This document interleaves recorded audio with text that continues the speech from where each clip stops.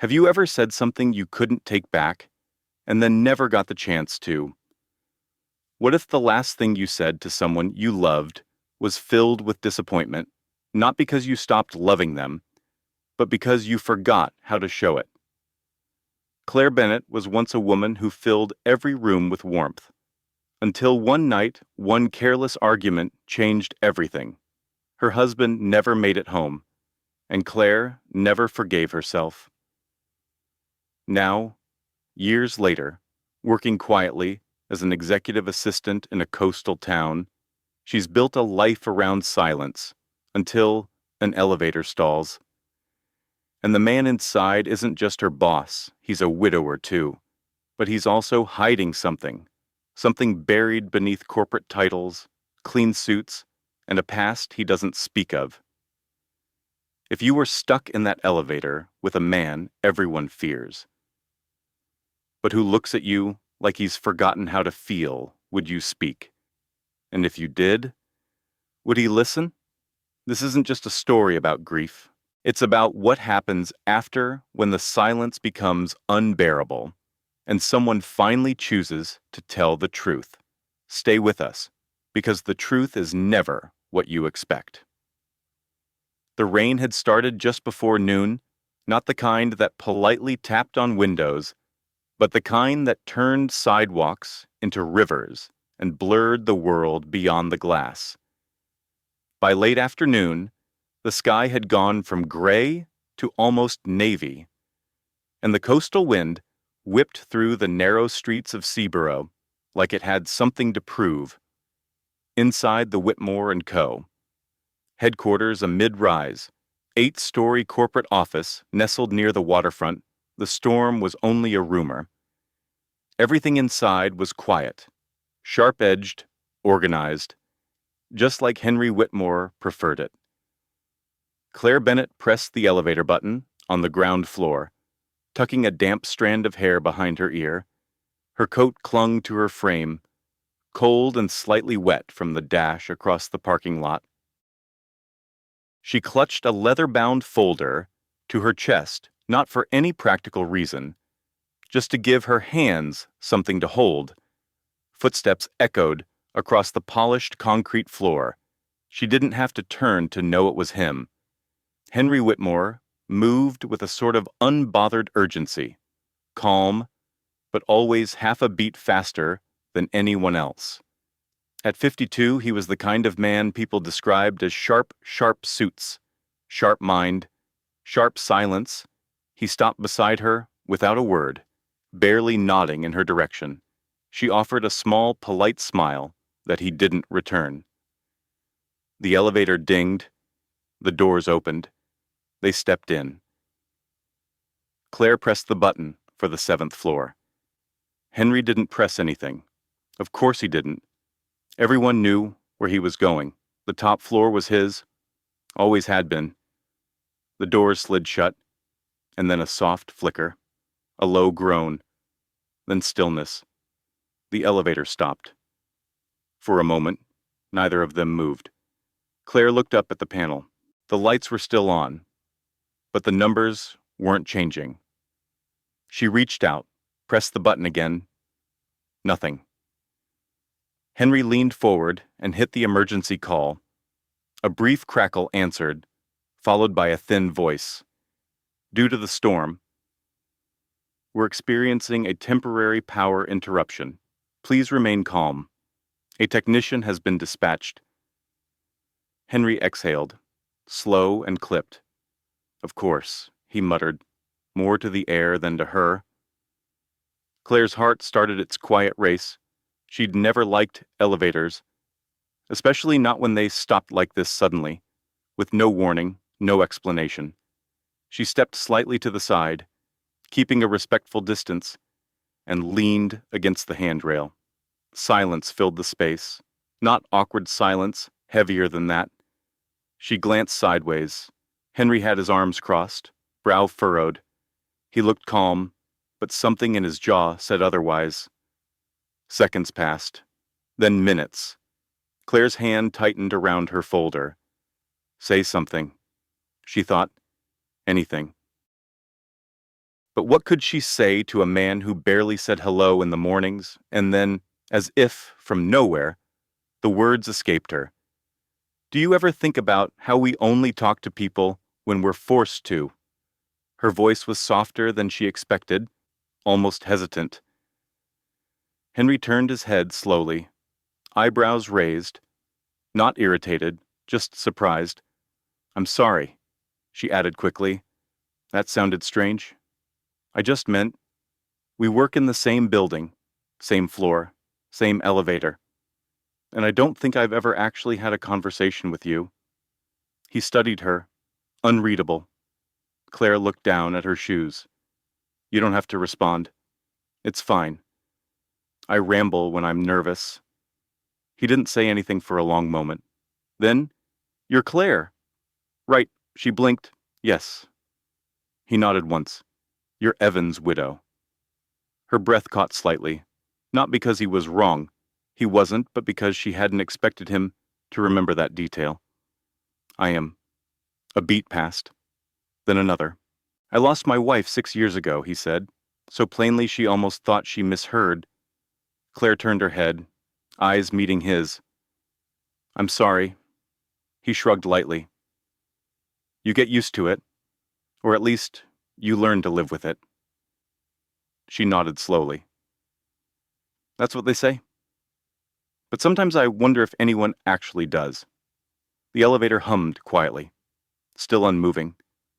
Outside, the rain pounded the building like it was trying to be let in. And in that small, silent box, something shifted, not dramatically, not loudly, but enough. The elevator remained still. Seconds slipped into minutes like grains through a slow, invisible hourglass.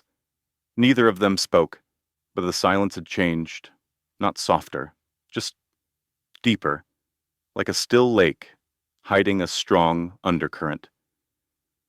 Claire shifted slightly, the leather folder still clutched against her chest, more out of habit than necessity. She wasn't cold anymore, just alert, hyper-aware of every breath she took, of the quiet hum above their heads, of the faint scent of cologne on Henry's jacket. He hadn't moved since he spoke of his wife, neither had she. It was strange how silence could make people feel exposed, not because of what was said, but because of what wasn't. Finally, Henry spoke. His voice wasn't cold. It wasn't warm either. It was something in between, like gravel rolled between careful fingers. "You said something earlier," he began, "about how we only talk when we're forced to." Claire glanced up, surprised. "Yes." He nodded slowly, his gaze fixed on the panel above the elevator doors. "It's probably true. We get efficient at silence, especially after loss." Claire hesitated. "Or maybe we get afraid of being heard." He turned his head slightly, as if to see if she was joking. She wasn't. "I used to be loud," she continued, her voice just above a whisper. "Not in volume and presence. I laughed too easily. Filled empty spaces with stories, questions, warmth. Evan, he loved that about me." Henry didn't reply, but he didn't look away either. Claire's fingers tapped nervously against the edge of the folder. "After the accident," she said quietly, "I stopped talking unless I had to. People said it was grief. Maybe it was. But I think part of me thought, if I stayed quiet long enough, I wouldn't hurt anyone else." A long silence followed. Henry looked down at his hands. "You think words can hurt more than silence?" Claire's eyes flicked toward him. "No. But sometimes, silence is a choice too. One that leaves bruises you can't see." Henry didn't respond immediately. Instead, he took a slow breath, like something in him was pressing against the inside of his ribs, trying to find its way out. "When Miriam got sick," he said finally, "I made myself believe that logic would get us through it, that if we kept calm and stayed focused, the outcome wouldn't control us." He paused. But cancer doesn't care how organized you are. It unravels everything. Claire didn't interrupt. She let his words settle in the air, as if giving them room to breathe. I stopped sleeping, he went on. Stopped talking. I buried myself in spreadsheets and profit projections, told myself I was being productive. But I was just disappearing. There was a crack in his voice now, barely there. A small fissure. Her last words to me weren't, "I love you," he added. They were, "Come back." Claire closed her eyes for a second, swallowing down something sharp in her throat. "I think," she said gently, "we both got very good at being elsewhere." Henry met her eyes, then really met them, not with pity, not with apology, just a quiet, worn-out honesty. Another long pause, the kind of pause that doesn't need to be filled. Then suddenly, the elevator lights flickered again. A low mechanical buzz vibrated beneath their feet. The numbers above the door lit up. Slowly, the elevator began to move one floor, then two. Neither of them moved. Claire stared straight ahead, her breath shallow. Henry adjusted the cuff of his sleeve. Almost unconsciously, when the elevator dinged and the doors finally opened on the 7th floor, Claire stepped out first. She could feel the heat rising to her cheeks, though she wasn't sure why. Maybe because she felt seen in a way she hadn't expected. Maybe because part of her didn't want the elevator to move again. Henry stepped out behind her, slower, like a man measuring his next steps. He didn't say anything, but just as she turned to head down the hallway toward her desk, she heard his voice, low, almost unsure, "Claire." She stopped. He didn't move closer. "Thank you," he said simply. Claire gave the smallest nod. "You're welcome." Then she walked away. The hallway felt colder than usual. But something about her steps felt different, not lighter. Exactly. Just less buried. And behind her, Henry stood still for a moment longer before returning to his office. Doors opened, but not all of them closed again. The following morning, Claire arrived earlier than usual. She didn't plan to. Her body had simply risen with a tide of restless thoughts. There was something about that elevator ride the day before that refused to let go. Not the technical glitch, not the awkward silence, but what came after the unraveling of words neither of them had planned to say. She walked into the break room, made a pot of coffee, and leaned against the counter, hands wrapped around her mug as if to ground herself from down the hall. She could hear the hum of lights powering up, the occasional shuffle of early risers, and the familiar, quiet rhythm of the office waking up. But for Claire, everything still felt suspended, like a scene waiting for the next line of dialogue. Around 8:30, Henry passed her desk on the way to his office. He gave her a glance, a small nod not unlike his usual routine. But there was something softer behind it, something intentional. She nodded back, and that was it. No words. Later that afternoon, while organizing old files in the conference room, Claire found herself alone again, this time, with the silence she had once preferred. But now, it felt louder than before. Restless. She sat down, pulled her cardigan tight, and opened the drawer with documents dating back 5, maybe 10 years. Her eyes scanned the pages, but her mind drifted elsewhere to Henry's voice saying, "Come back." That night, she didn't go straight home. Instead, she drove along the coast road that curved beside the water. The ocean was wild slate gray and roaring, as if echoing something inside her. She parked near an old bench overlooking the bluff and just sat there, watching the waves.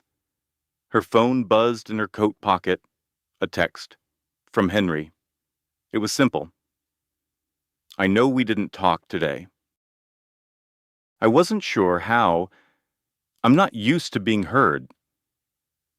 Claire stared at the message for a long while before responding. Neither am I. That was all. But it was enough. The next morning, the rain returned, heavy and without rhythm. Claire entered the building with her coat soaked at the hem and a quiet storm behind her eyes. She took the elevator, not expecting anyone to join her, but just before the doors shut, Henry stepped in.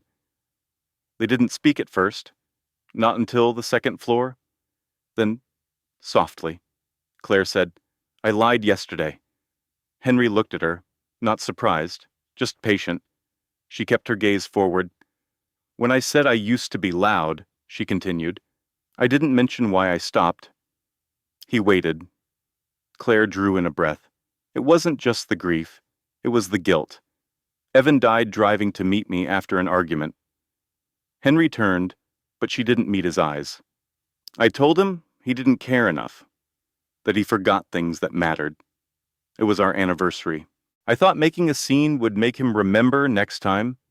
She laughed, but it was hollow. There wasn't a next time. Henry remained silent. I replayed that voicemail 100 times, Claire added. He said he'd pick up a pie from Henson's and then talk it out like grown-ups. His voice was tired, but kind. Always kind. The elevator reached the 7th floor, but neither of them moved. Claire's voice trembled now. The truck hit his car 2 blocks away from the bakery. They said he died instantly. I didn't even get to be wrong out loud. I just got to be sorry. The doors closed again, reset to the ground floor. Henry didn't reach out. He didn't fill the space with platitudes. He let the silence be sacred. Then, quietly, he said, "Do you still have the voicemail?" Claire nodded. "I listen to it sometimes," she said. "Not to remember him, but to remind myself what gentleness sounds like." Henry's jaw tightened, not from judgment, from knowing. "You weren't the only one who said the wrong thing," he said. "Miriam once asked me if I'd ever cry for her. I told her I didn't have time to cry. I had to manage things. What I meant was, I couldn't cry yet, not until she was gone." Claire looked at him then, her eyes wet but clear. "Do you ever cry now?" His answer came slower than she expected. "Only when no one's watching." The elevator dinged again. This time, they stepped out together, not walking side by side, but not strangers anymore. The storm passed sometime after midnight. By morning, the streets of Seaborough were slick with rainwater and scattered leaves, as if the town had exhaled after holding its breath all night. The light outside the office was muted, but calm, a soft gray that felt almost forgiving. Claire arrived just after 7:00, A's mom, coffee in hand, hair still slightly damp at the ends.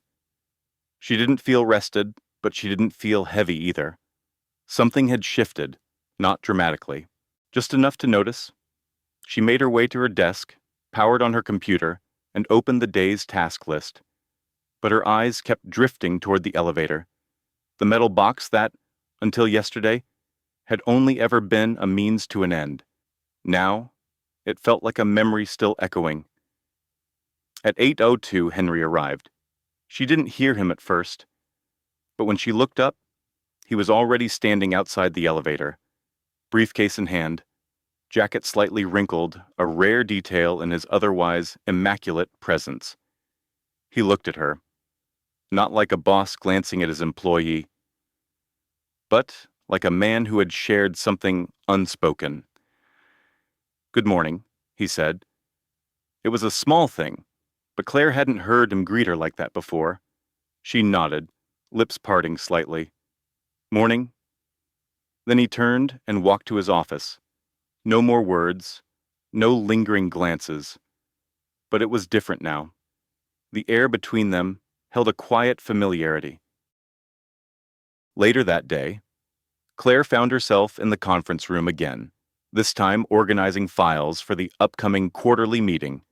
The room smelled faintly of lemon polish and paper, a scent that reminded her of her old classroom. Years before, she'd traded chalkboards for spreadsheets. She sat for a moment, allowing herself the smallest pause. From the window, she could see the coastline in the distance, water still restless, but the skies above it calm. Knock, knock. She turned. Henry stood at the door, one hand resting on the frame. "I didn't want to startle you," he added. Claire offered a half smile. "You didn't." He stepped inside, slowly, not with the command of a CEO, but the caution of someone uncertain whether they were welcome. "I just wanted to thank you. Again. For the other day." Claire met his gaze. "You already did." He nodded. "I know, but it's not often I find myself grateful, and I didn't want it to pass without saying something that actually meant something." A beat. She didn't look away. "You're welcome," she said, simply. He didn't stay long, just long enough to leave something unsaid in the air before walking away. And Claire, sitting there with the morning sun reaching through the glass, let herself smile just a little. But deep inside, a quiet voice whispered, "This isn't over." It began with an envelope. No name, no stamp. Just a small white square slipped under her office door sometime between the morning staff meeting and her lunch break.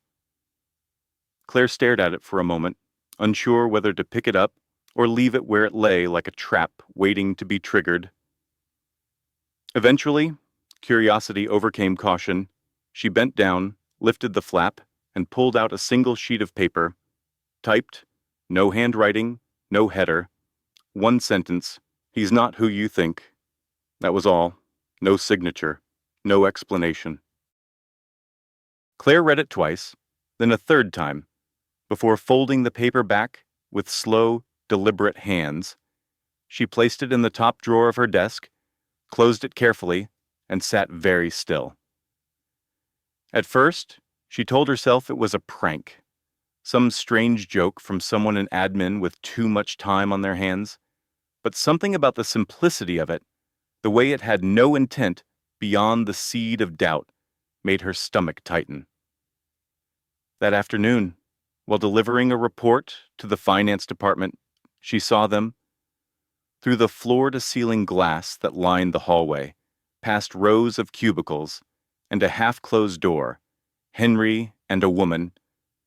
The woman stood close, too close, tall, polished, mid to late 40s, her hair in a sleek bob, her suit tailored in a shade of charcoal no one in this office had ever bothered to wear. There was something deliberate in the way she touched Henry's arm, something almost possessive. Claire kept walking. She didn't look again. That evening, rain returned, not wild like before, but soft, almost apologetic. Claire sat in her car in the parking lot, engine off, hands still gripping the steering wheel. She thought about the elevator, the silence, the look in Henry's eyes when he said, "Only when no one's watching." And now this. "He's not who you think." Maybe it meant nothing. Maybe it was old. A shadow from before her time here. But the woman's touch hadn't looked like the past. It had looked unfinished. Her phone buzzed on the passenger seat. A text, unknown number, "Be careful. You don't know the full story."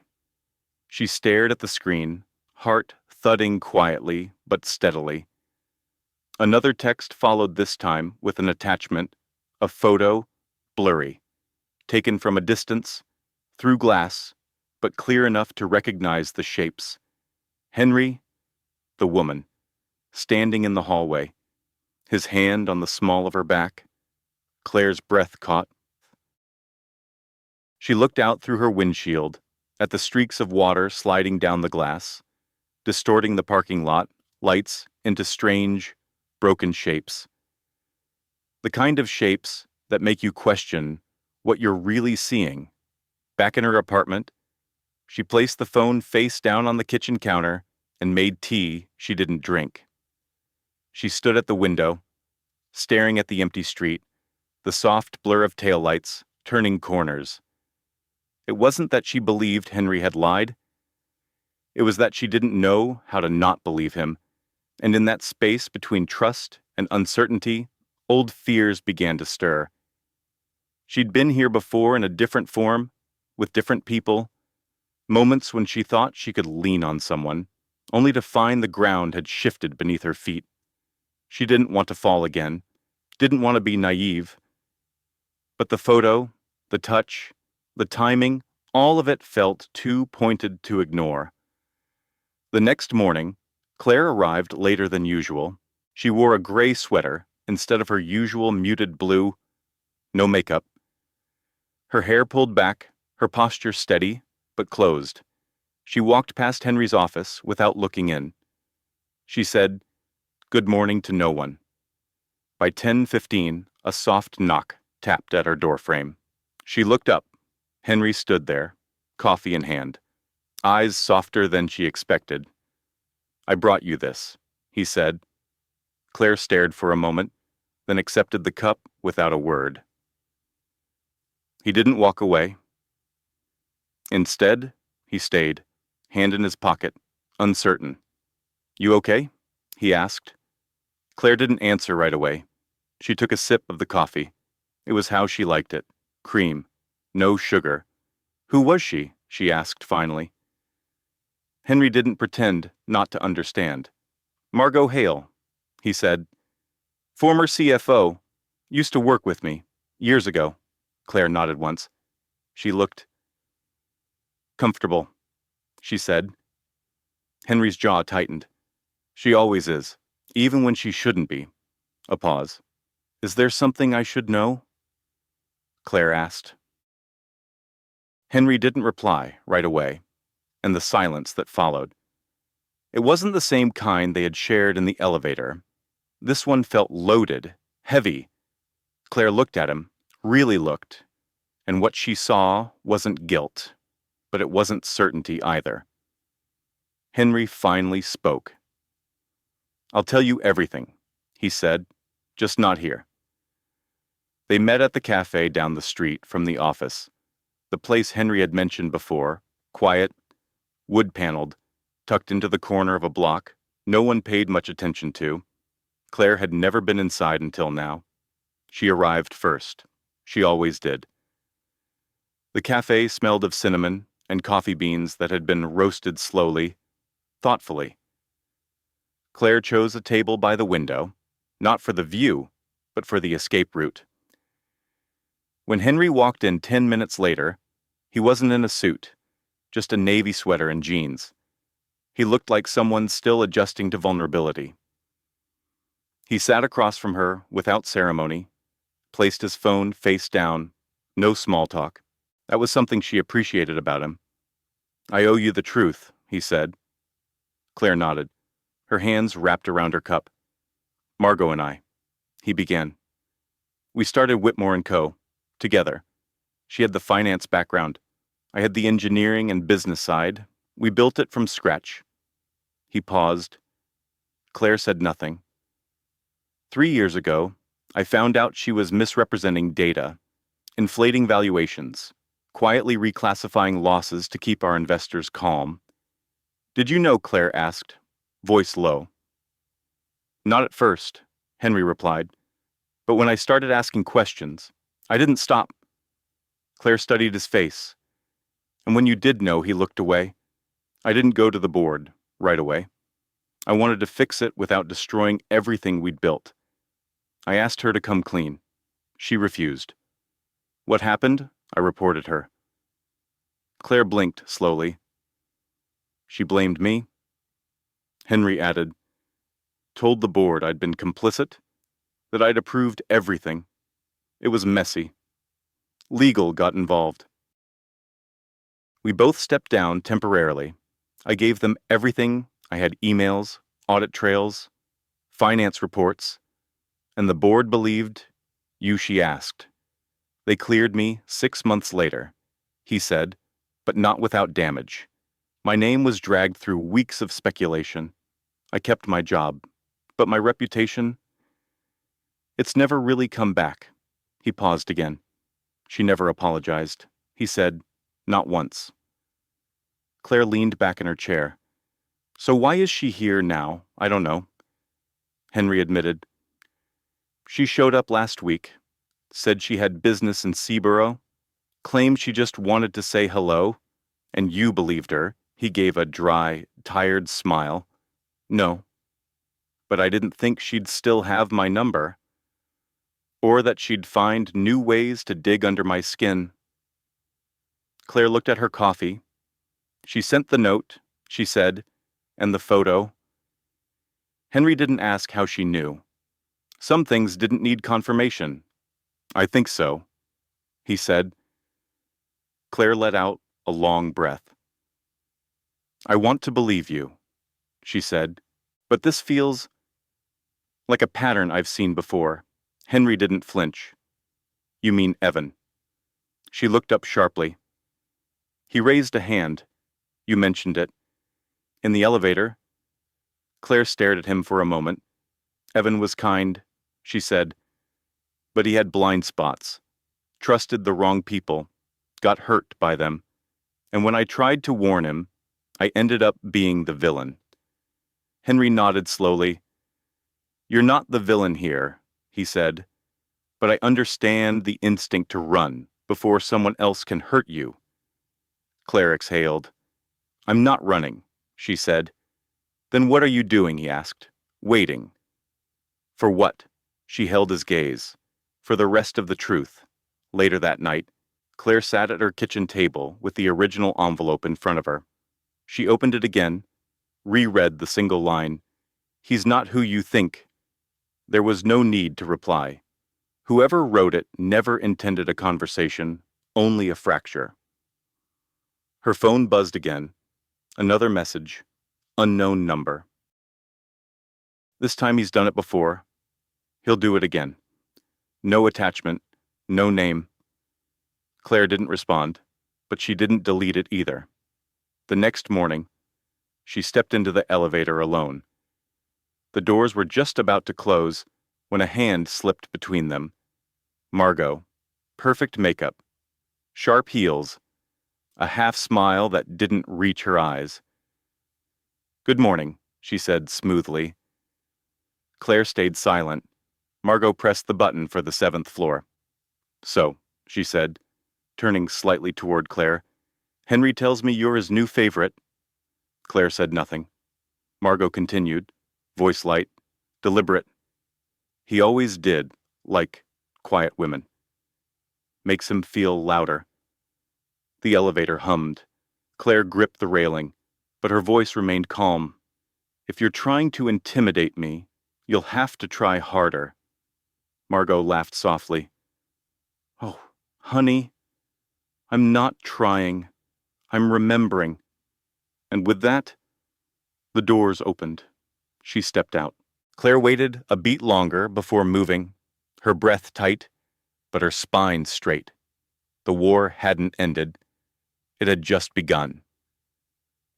Claire didn't sleep much that night.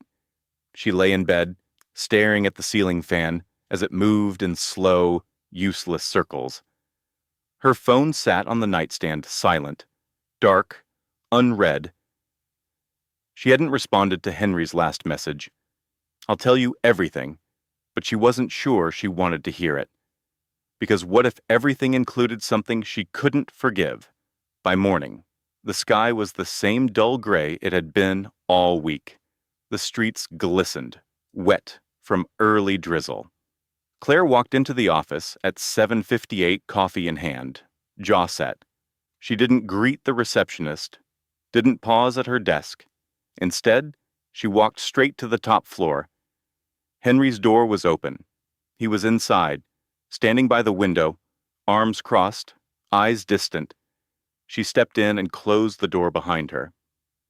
He turned slowly, meeting her gaze. "Claire," he said. She raised a hand. "Don't. Not yet." Henry nodded once, waited. Claire took a deep breath. "I need to know the full story. All of it. Not the version that makes you look brave. Not the one where Margot's the only villain." Henry didn't speak. He walked over to the desk, opened a drawer, and pulled out a slim, manila folder. He handed it to her. Inside were printed email chains, internal memos, and a copy of a financial audit. She flipped through them slowly, her eyes scanning years of decisions boiled down into black and white statements and missing decimals. "Why didn't you stop her?" she asked quietly. "When you first suspected I was afraid," Henry said, voice low. "Afraid of losing everything. Afraid of being wrong. Afraid of watching something we built fall apart in my hands." Claire closed the folder. "You were complicit?" "Yes," he replied. "By staying silent, by not demanding answers sooner." And now she asked. "I live with it," he said. "I've paid for it. I nearly lost the company. I lost friends, partners. My name doesn't hold weight like it used to. But you kept your position. I did. And she didn't. She was removed. Publicly." Claire's fingers tightened around the folder. "She's trying to ruin you again," she said. "She won't succeed," Henry said. "She already has," Claire replied. "I don't know what to believe anymore." Henry stepped closer, cautiously, as if not to startle her.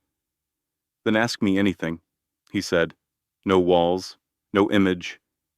Just me." Claire looked at him, unsure whether she was ready for what she might find, so she asked the first thing that came to her mind. "Why did you hire me?" Henry blinked. That wasn't what he had expected. "You were precise," he said, organized, quiet. "That's it?" she asked. He hesitated. "And you didn't look at me the way everyone else did." "How did they look at you? Like they wanted something," he said. "Or feared something. You didn't?" "Maybe I just didn't care," Claire said softly. Henry gave a faint smile. "I think you did. I think you still do." Claire said nothing. "I'm not asking for your trust," he added. "I don't deserve it. Not yet. But I'm not that man anymore." "What man?" she asked. "The one who stood still while everything around him burned?" "I lost Miriam that way. I lost Margot. I won't lose again by staying silent." Claire folded her arms. "And if I walk away," Henry's voice dropped, "then I'll have to respect that." She turned toward the door, paused, then looked back at him. "You're lucky you're a good listener," she said. Henry tilted his head. "Does that mean you're staying?" "Nope." Claire replied. "It means I'm not leaving. Yet." And with that, she left the office. That evening, Claire returned home to find another envelope waiting at her front door. No name, no return address. Inside one sentence, typed. He wasn't the only one who watched it happen. She stared at the words, her chest tightening. This time, the paper was heavier. Attached was a printed photo, a scan of an old boardroom security feed. Henry, Margot, and someone else. Someone Claire didn't recognize. The timestamp was from the year of the audit. A meeting that wasn't disclosed. The next morning, she didn't go to work. She called in, said she had a migraine. Instead, she sat on her couch, the envelope in her lap, the past pressing against her like weight. She remembered Evan again, the way his honesty had always been immediate, even when it hurt. And she remembered Henry, in the elevator, saying, "Only when no one's watching." But now, someone had been watching all along. The sky outside her apartment window was flat and colorless, the kind of gray that made time feel slow and heavy. Claire sat at her kitchen table, staring at a blank sheet of paper. A fountain pen rested in her hand, a gift from Evan years ago, engraved with her initials. It still worked. Even after all this time, she could have typed the letter, but something about ink felt more honest, more final. She began to write, "Dear Mr. Whitmore, I appreciate the opportunity you've given me this past year. It has been professionally rewarding, and I have learned more than I expected to. That said, I believe it is time." She stopped, stared at the sentence, crossed it out, started again. "Henry, what we shared in the elevator wasn't an illusion. I know that. But since then, I've felt caught between two truths, what I saw in your eyes that day, and what keeps arriving in plain white envelopes ever since." She paused again. She didn't finish the letter, didn't sign it, didn't fold it or seal it or send it. She left it there half-written, half-spoken, like most of the things she'd been carrying for years. At 6:45 that evening, a knock came at her door. She didn't answer right away, but something told her it wasn't a neighbor. When she opened it, Henry was standing there.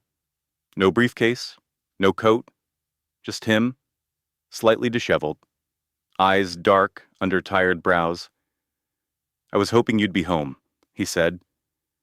She didn't move. He held up his hands. Empty. No pressure. I needed to explain something I didn't know how to put into a text. Claire stepped aside wordlessly. He entered, like a man walking into a room he once owned, but no longer recognized.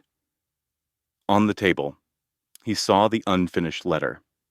He didn't touch it, but he looked at it for a long moment. "I deserve that," he said. Claire didn't argue. "I brought something," he added, pulling a small leather folder from his coat pocket. "It's the original internal audit, the one the board never released publicly." He placed it gently on the table beside the letter. "I should have shown you this the first time you asked." She picked it up, opened it slowly. The documents were dated, signed, a full investigation timeline, final conclusions. Mr. Whitmore failed to escalate early concerns raised regarding financial discrepancies. However, no direct involvement in document alteration or misrepresentation was found. Disciplinary action was documented. Leadership trust reevaluated. Claire's eyes scanned the final page. A note from the board chair. Recommendation: retain in limited capacity. Monitor quarterly. Psychological impact of crisis apparent. Subject demonstrates remorse and intent to rebuild trust. She closed the folder, then looked at him. "You kept this hidden," he nodded, "because it's not flattering, because it confirms that I froze when I should have fought, and because part of me still doesn't know if I deserve to be believed." Claire folded her arms, her voice low. "You said you weren't that man anymore." "I'm trying," Henry said. "But it's hard to prove change when the past keeps knocking at your door." She thought about the envelopes, the messages, the photo. "Margot won't stop," she said. "I know. And the damage is already done. I know that, too." She moved to the window. The streets below glistened with leftover rain. A runner passed by, hoodie pulled tight, earphones in. Claire spoke without turning. "Do you know why I stayed in this town after Evan died?" Henry shook his head. "Because I didn't want to be anywhere new," she said. New meant questions, meant starting over. And I couldn't bear the thought of being asked what I did before. She turned back to him, her eyes clear. "I was his wife. That was my whole identity. And when he died, I had nothing to say when people asked who I was." Henry took a slow step forward, and now Claire looked down at her hands. "Now, I don't want to disappear again. He didn't reach for her, didn't speak for a long moment. Then, gently, he said, I don't want to be invisible either. They stood there, not touching, just breathing in the same quiet. And then Claire said something unexpected. Would you like some tea? Henry smiled small, grateful. I'd like that. They sat at her small kitchen table, mismatched mugs in hand. No romantic music, no dim lighting, just two people, tired of explaining themselves, trying to remember how to just be. They didn't talk about the audit, or the board, or Margot. They talked about books they never finished, foods they loved as kids. Henry admitted he'd never been camping. Claire said she hated elevators even before all this happened.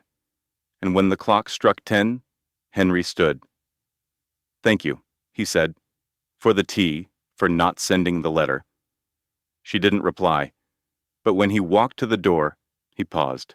Claire, if you ever want to leave this place, not run, just said I'd go with you. She blinked. That was not what she expected. I'm not asking for anything, he added quickly. Just, if the day comes, I'd like to be the kind of man you'd think to invite. She gave a small nod, then closed the door behind him. And for the first time in weeks, she didn't feel like she was bracing for the next storm. A week passed, not with grand gestures or sweeping declarations, just with time, slow, careful, and quiet. Claire went to work every day. Henry did too. They spoke when needed, met eyes occasionally, and sometimes in the quiet moments near the end of the day, shared a smile that felt more like a truce than a promise. The envelopes stopped coming. Maybe Margot had moved on, or maybe she was waiting. But for now, the stillness felt like permission to breathe. On Friday evening, Claire invited Henry to her apartment for dinner. She cooked a simple stew, the kind her mother used to make on cold nights. He brought a bottle of wine and offered to wash the dishes afterward. Neither of them mentioned work. They sat in the living room afterward, the sound of the wind outside pressing gently against the windows. Claire curled her legs under her on the couch, mug in hand, and stared at the bookshelf across the room. Do you ever feel like the person people think you are is just a shell? She asked suddenly. Henry, sitting across from her, tilted his head. Sometimes I wonder if I've spent more time being a version of myself than actually being myself. He set his glass down. I know exactly what you mean, he said. Claire hesitated, then set her mug down beside her. There's something I haven't told you, she said. Something I haven't told anyone. Not fully. Henry sat up straighter, but didn't move closer. He waited. Claire took a long breath. It wasn't just grief that kept me quiet after Evan died. She began. It was guilt. Henry didn't interrupt. She continued. That night. It was our anniversary. I forgot. Completely. I was buried in a project for the school district. He'd made reservations, bought wine, cooked dinner. Her voice trembled slightly. I came home 2 hours late, distracted and defensive. We argued. Not loud, not cruel, but enough. I told him I didn't feel seen, that maybe he wasn't trying anymore. She paused, eyes shining now. He looked hurt, more than I expected. And then he left, said he'd grab dessert and come back so we could start over, said, let's not waste the night. Henry watched her, his own expression, unreadable. Claire swallowed hard. The car that hit him. It was a teenager, speeding, no alcohol, no drugs, just a stupid, tragic moment. She wiped beneath one eye but didn't cry fully. They said he died on impact, that he didn't feel anything, but I did. I've felt it every day since. Henry leaned forward slightly. You've carried that alone, all this time. Claire nodded. I moved here 6 months later, took a job I was overqualified for, rented a one-bedroom, stopped answering calls. I told myself I was starting over. But really, I was hiding. A long silence followed. Henry didn't rush to fill it, and Claire was grateful for that. Then he spoke not carefully, but sincerely. Do you think it's possible, he said, that Evan left that night not because you pushed him, but because he believed it wasn't too late to make things right? Claire blinked, startled. Henry continued, It sounds like he loved you, deeply. Enough to fight for one good evening, even after a bad start. She didn't answer right away. I guess I never let myself believe that, she whispered. Maybe it's time you do, Henry said. They sat there quietly, 2 cups cooling between them. Then Claire stood, walked to the small cabinet near the hallway, and opened a drawer. She returned with a folded piece of paper. This is the last note he left me, she said. It was in his jacket pocket when they gave me his things. She handed it to him. Henry read it slowly. Claire, don't worry about tonight. Life is messy. So are we. But I'll pick up dessert, and we'll try again. That's what matters. And Henry looked up at her, eyes soft. You've been punishing yourself for years, he said. She nodded. And the worst part, she said, voice cracking, I forgot the taste of his kindness. All I remember is the moment I made everything go wrong. Henry stood. He didn't reach for her hand. Instead, he gently placed the note back in her palm and said, Then let this be the moment you let it start to go right again. Claire held the paper to her chest, closed her eyes, and exhaled, long and trembling. Later that night, after he had gone, Claire sat by her window with a blanket around her shoulders. The street lamps glowed softly, casting familiar shadows on the sidewalk. She reread Evan's note one more time, then folded it carefully, not to hide it away, but to keep it safe, not as proof of guilt, but as evidence of grace. A week passed, and the world didn't fall apart. There were no new envelopes, no photos, no cryptic messages typed in bold fonts and left in shadows. The quiet felt strange, not peaceful, just unfamiliar. Claire kept working. She showed up early, stayed a little late, answered emails, scheduled meetings. She and Henry shared polite exchanges, careful smiles, but nothing more. It was as if everything had returned to normal. Except, of course, it hadn't, because the ache was still there, just quieter. On Thursday evening, Henry sent a message, dinner at my place, just food, just space to talk, no expectations. Claire stared at the text for a long time before replying, Okay. One condition, I get to choose the playlist. Deal. Henry's house sat at the edge of the bluff overlooking Seaborough's northern bay, not extravagant, just quiet and clean. The kind of place that made silence feel intentional rather than empty. Claire arrived with a small bag of lemon shortbread cookies she'd baked that morning. She didn't know why she brought them. Maybe because baking reminded her of who she used to be before everything unraveled. They ate on the porch, simple pasta, a bottle of red wine, and soft music humming from a speaker inside. As the sun dipped low over the water, Henry stood to clear the dishes, but Claire stopped him. I'll do it, she said, standing. But afterward, I need to tell you something. He didn't question her, just nodded once.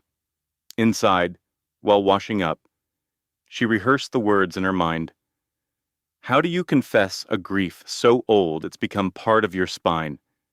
How do you admit that the worst part of losing someone isn't the loss, but what you said or didn't say? Right before they disappeared, when she returned to the porch, Henry was sitting with his elbows on his knees, staring at the darkening sky. Claire sat beside him. Her voice was low, steady. "I told you. Evan died in an accident," she began. "But I never told you about the argument we had the night it happened." Henry didn't move. He made dinner. I forgot our anniversary. I came home late and tired and distracted. And instead of apologizing, I picked a fight. She took a breath. I told him I felt unseen, that maybe we weren't trying anymore. He didn't yell. He didn't push back. He just looked at me. Her voice cracked slightly. He said, "Okay, let me fix it."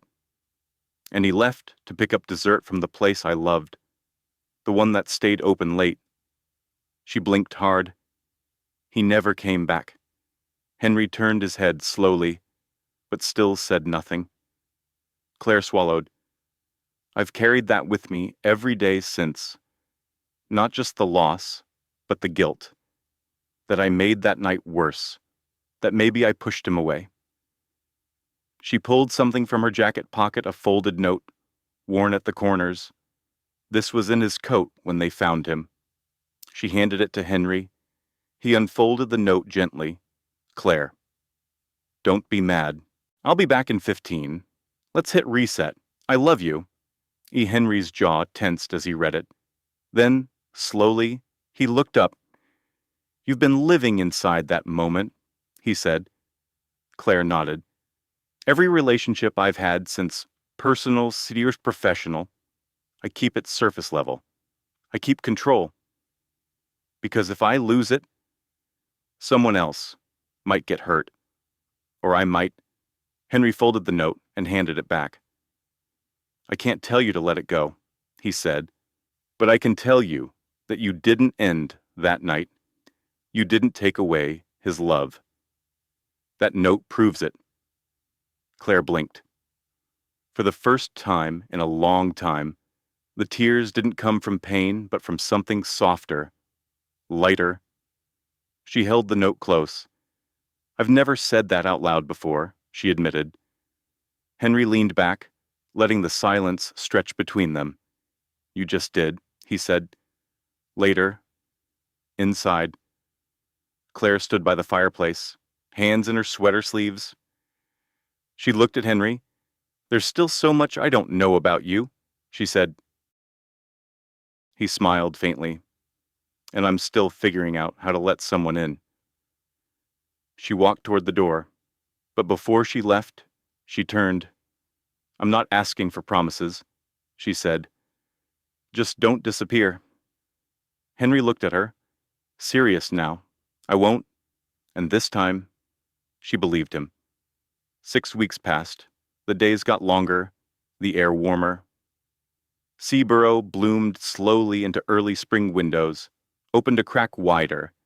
Neighbors lingered on porches, and the tide came in a little gentler. At Whitmore & Co., things settled into a quiet rhythm. The quarterly review went smoothly. The board stopped calling every week. Margot hadn't reappeared, not in person, not in paper. And though Claire sometimes caught herself glancing at her desk drawer, the envelopes stayed gone. One morning, as she poured her second cup of coffee in the break room, Henry walked in. He didn't say anything right away, just nodded toward the window where the light streamed through. "Clear sky," he said. Claire smiled softly. "For now." A pause.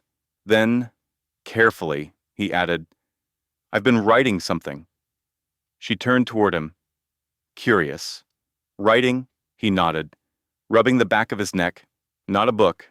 More like a letter that never ends." Claire tilted her head.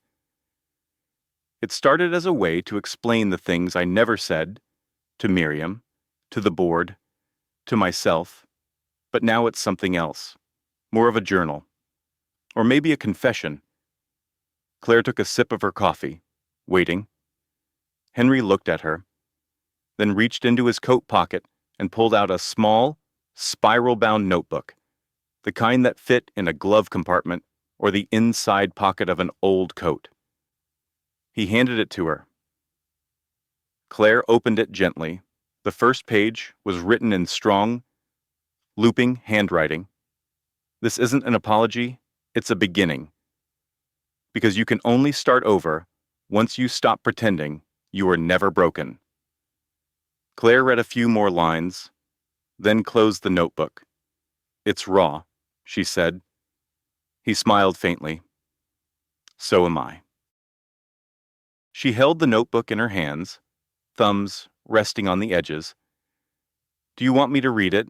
I'd like you to, Henry said, but only when you want to. Claire nodded slowly, then handed it back. I think you should finish it first. He looked surprised. You think I will?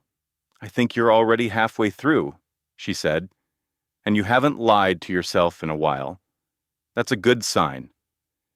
He looked at her, then really looked, and for the first time since the elevator, there was no tension in his eyes. Just something settled. A quiet kind of knowing. That evening, Claire walked to the old bookstore near the edge of town. She hadn't been inside in months. The bell above the door still jingled when it opened. The same clerk with round glasses still sat behind the counter. The same faint scent of paper and ink lingered in the air like memory. Claire wandered through the aisles, her fingers brushing the spines. In the memoir section, she paused. Her hand landed on a title she didn't recognize. Letters You Write When You Don't Know What to Say. She smiled to herself, bought it, and walked out into the golden dusk. On Sunday, Henry called. I'm heading to the farmer's market. Want to come? Claire hesitated, then said yes. They walked among booths of strawberries, honey, and handmade soap. Henry bought too many pears. Claire sampled lavender tea and wrinkled her nose. It tastes like perfume, she said. He laughed. Exactly.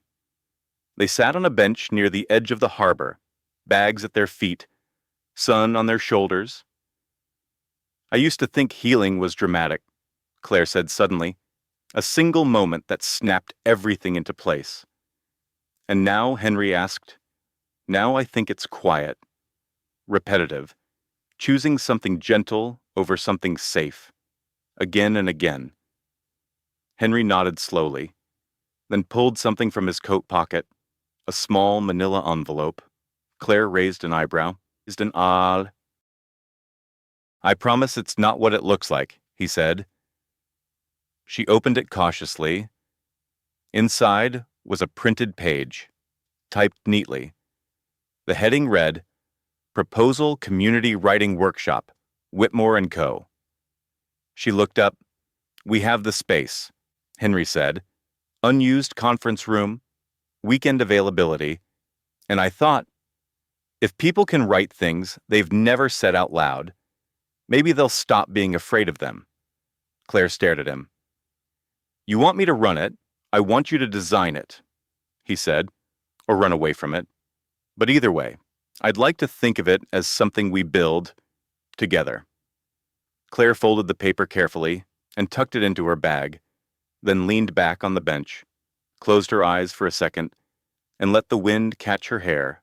A week later, the first flyer went up. Write the things you never said. Free writing workshop. Saturday mornings. Bring a pen and yourself. No logos.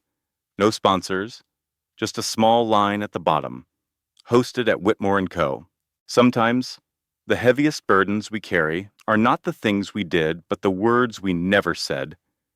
This story reminds us that grief doesn't always come in tears, and healing doesn't always arrive in dramatic moments. It often comes in quiet choices, a conversation we almost avoided, a truth we finally tell, a silence we decide not to keep.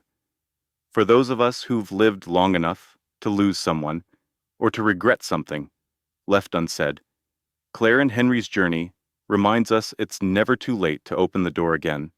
Not wide, just enough to let light in. We cannot rewrite the past, but we can choose what kind of truth we want to live with today. Kindness, courage, honesty, even if it's messy.